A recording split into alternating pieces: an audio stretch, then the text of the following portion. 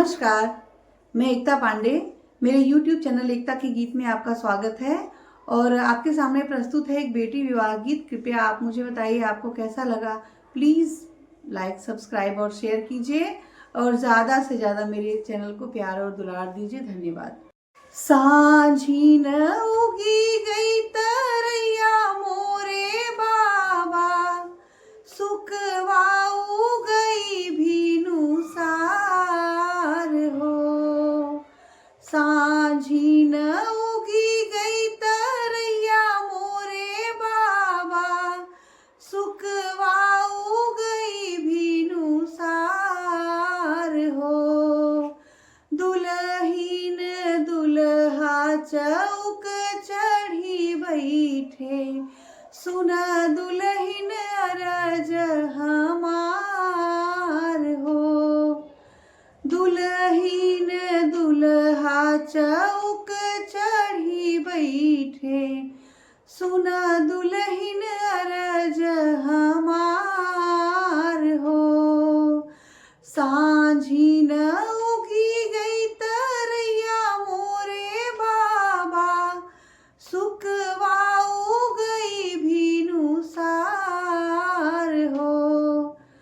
दुल्हीन दुल्हा चौक चढ़ी बैठे, सुन दुल्हीन अरज हमार हो।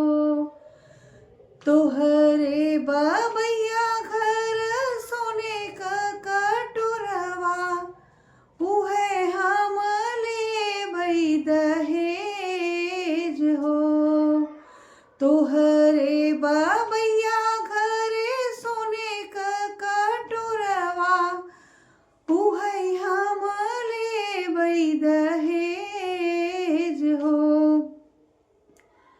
इतनी वचन सुनी बेटी हो दुलारी, मनवा दुखित होई जाई हो। इतनी वचन सुनी बेटी हो दुलारी, मनवा दुखित होई जाई हो। हमरे बबैया घरे सोने का कटोरवा, बीरन भैया पिए में दूध हो। हमरे बबैया घरे सोने का कटोरवा, बीरन भैया पिए में दूध हो। इतनी वचन सुनी दुल्हे दुलरुआ, धैली हले घोड़े का लगाम हो।